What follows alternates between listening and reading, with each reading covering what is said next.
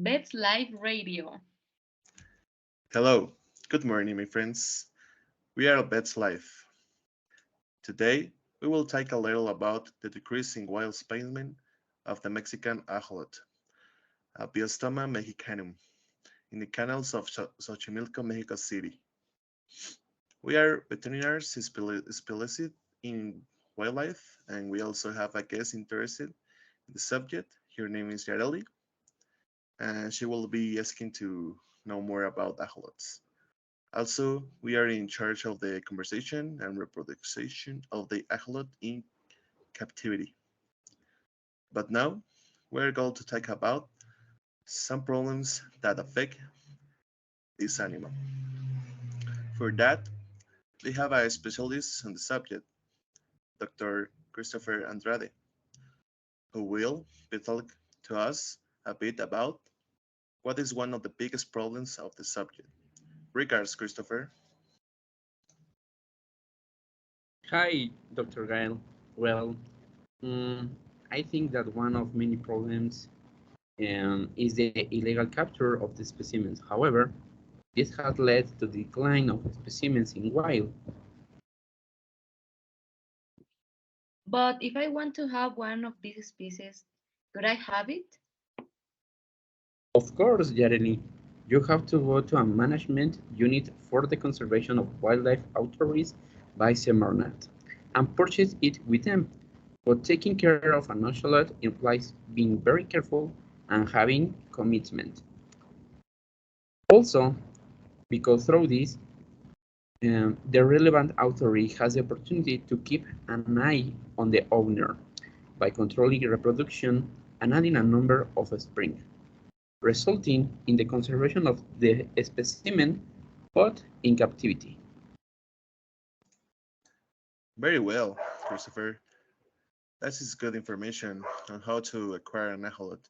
Thank you so much for your information. Leaving this side, we also have the presence of Dr. Carlos Ordóñez, who will talk to us about the loss of biodiversity affected by foreign fauna. Hello, Carlos. Rewards. Hi, Gael. Of course, the topic that I'm going to talk about is something critical for the life of the axolots.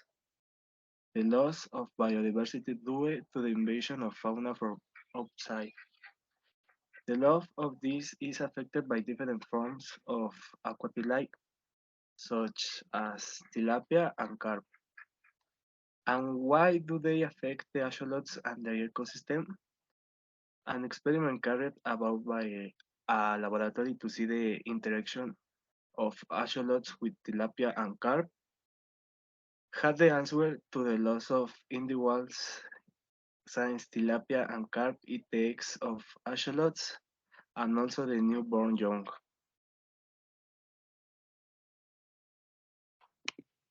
Hi, Carlos. I found your information very interesting. I have one question.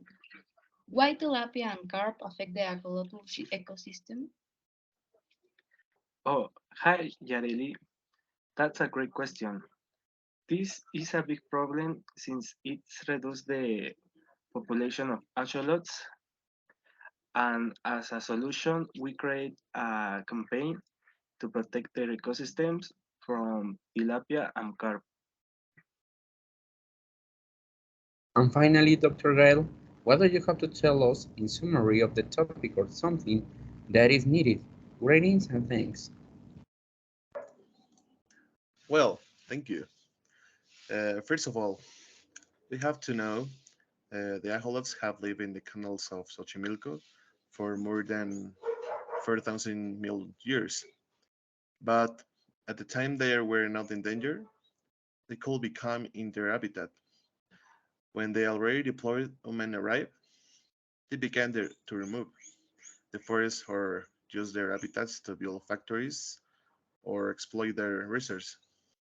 The axolotls remain very vulnerable to the point of extinction without protected areas for them, being a symbol for our country. Also, one of the important points of why the axolotls are in danger of extinction is aquatic and terrestrial pollution, like tourist exploitation. One of its causes will be the overuse of trajineras, illegal fishing of axolots, contamination of canals and green areas where they live. All these factors stress the axolots, and this cause them to lose their characteristics and adapt others more similar to those of salamanders. Thanks, Dr. Gael, Dr. Carlos, and Dr. Christopher. It's very interesting and useful all the information you give me. I think it's very important to know all these facts about axolotls to be able to maintain the species. And this is the end of this episode. I think it's a very interesting topic. Thanks for thanks for all. Bye.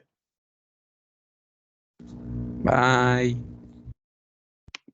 Bye. See you later.